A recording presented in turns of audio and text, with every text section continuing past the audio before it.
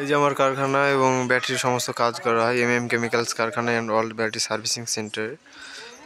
এই যে ব্যাটারির কাজ হচ্ছে এখানে, ব্যাটারির সমস্ত কাজ হবে এখানে।